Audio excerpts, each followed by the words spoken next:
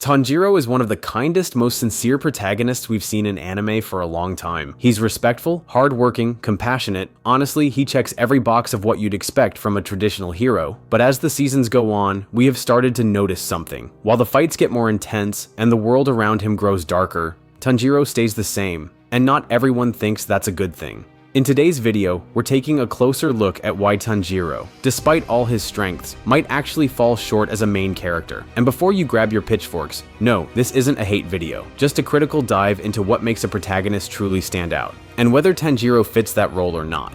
From the very first episode, Tanjiro is portrayed as someone who's almost impossible to dislike. He's gentle with his siblings, kind to strangers, and even shows sympathy toward the very demons that try to kill him. That level of empathy is rare in anime. And at first, it's refreshing. He's not fueled by revenge, ego, or ambition. He's just trying to protect what little family he has left. But as the story progresses, this strength starts to become predictable. No matter who he's facing, whether it's a demon that slaughtered dozens or an enemy threatening his life, Tanjiro almost always responds with the same quiet compassion. It doesn't matter how dark the situation gets, he remains unshaken. And that's where some cracks begin to show. A character who never truly questions himself, never loses control, and never acts selfishly can start to feel flat. There's little internal conflict, no unexpected decisions, just a steady, unwavering path of doing the right thing over and over again. And while that makes him admirable, it doesn't always make him compelling. One of the biggest indicators that a main character might be falling short is when the side characters start stealing the spotlight. And in Demon Slayer, that happens a lot. Think about it. When people talk about the most unforgettable moments in the anime so far, how many of them actually revolve around Tanjiro? Rengoku's final stand, Zenitsu's lightning-fast awakening, Tengen's chaotic charm and flash, Nezuko's transformation during the fight against Daki, even Inosuke, a character who started out as comic relief, shows more emotional layers and unexpected growth in certain scenes than Tanjiro, who remains largely the same. These supporting characters come with edge, unpredictability, and bursts of raw emotion that make their presence magnetic. When they're on screen, the energy shifts. They demand attention. Tanjiro, on the other hand, often serves as the emotional baseline, the calm, the constant, which ironically works against him in a show that thrives on explosive moments and high-stakes emotion. He's not weak, he's not boring, but when the dust settles after a big battle, it's rarely his arc that gets people talking, and for a main character, that's a red flag. Now let's talk power scaling, and this is where things get a little messy. Tanjiro starts out like any other beginner. No combat experience, no real knowledge of the demon world, just a kid with a hatchet and a mission. But within just a couple arcs, he's holding his own against upper moons. Demons who've slaughtered Hashira, the top elite fighters of the Demon Slayer Corps. Now sure, training montages exist for a reason, and we do see Tanjiro working his body to the brink, but the rate of progression feels steep, unnaturally steep. His sudden ability to perform Hinokami Kagura, a completely unknown breathing style, in the middle of a fight against Rui, felt more like a narrative switch flip than earned skill, and somehow he survives battles where others, far more trained than him, die without hesitation. Yes, he gets injured, yes, he struggles, but there's a lingering sense that no matter how dangerous the situation, Tanjiro will pull through. That's not tension, that's plot armor, and it weakens the emotional weight of the show's most intense moments, because when the outcome feels inevitable, the stakes don't hit the same. For a story that prides itself on death, sacrifice, and brutal consequences, Tanjiro's arc sometimes feels like it's happening on rails. For a protagonist, power progression is only half the journey. The other, and arguably more important half, is internal. And this is where Tanjiro starts to feel limited. From season 1 through the Swordsmith Village arc, his core personality barely changes. He starts out kind, forgiving, humble, and empathetic. And he stays that way. There's no major moment of identity crisis. No episode where we see him truly break or question his path or wrestle with his own morality. Even when he's drenched in blood, surrounded by death, or facing enemies who mock everything he stands for, he rarely wavers. His internal compass doesn't bend, even a little. Now contrast that with other anime leads.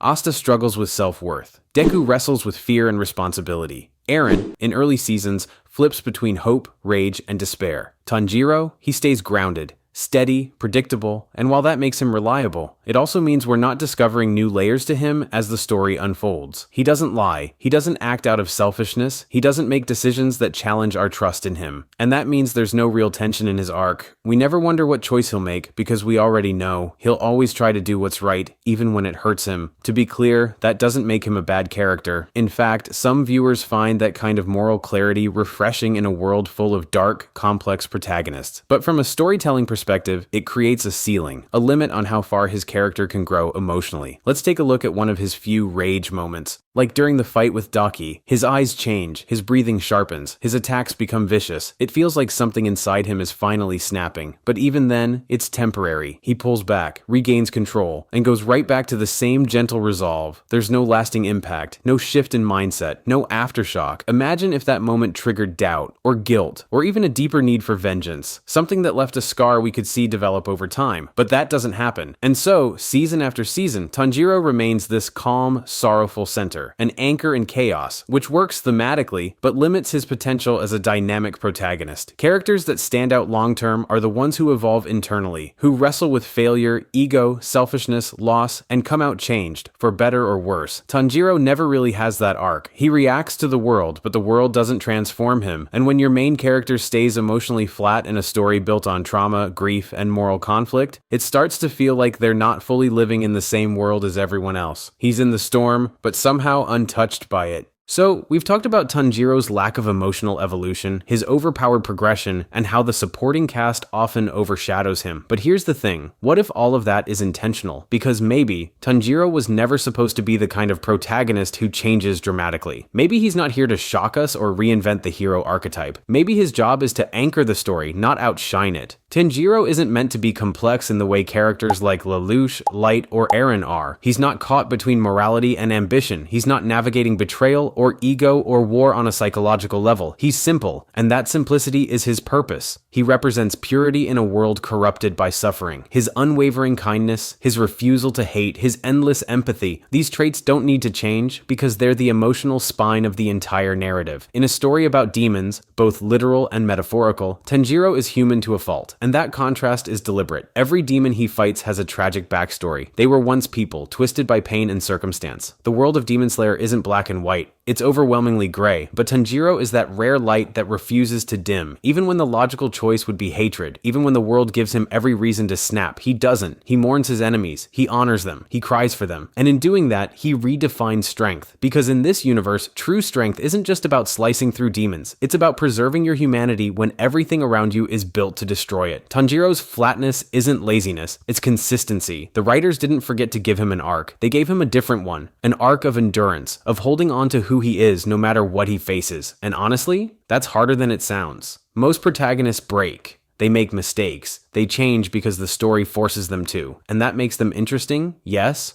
but also reactive. Tanjiro is proactive. He doesn't wait to be broken. He steps into every battle already knowing what he stands for. Now that's not to say he's perfect. He struggles. He gets pushed to his limits. He bleeds, he loses, he cries. But through it all, his soul doesn't fracture. In that sense, Tanjiro is less of a character arc and more of a thematic pillar. He's the lens through which we see the world's pain and its beauty. And because of that, he gives the audience something rare in dark fantasy. Emotional relief, a safe center, a heart that never gives up, which might not be thrilling, but it is meaningful. Because let's face it, not every hero needs to be edgy or morally gray or psychologically tortured to be compelling. Some stories need a lead who stays good, who remains honest, who never forgets where he came from. Tanjiro is that character, and whether you find that inspiring or underwhelming, it was never a mistake. It was the point. He isn't the flame that burns unpredictably. He's the lantern that keeps glowing, even when the night gets darker. So, after all that, did Tanjiro really fail as a main character? That depends entirely on what you expect from a protagonist.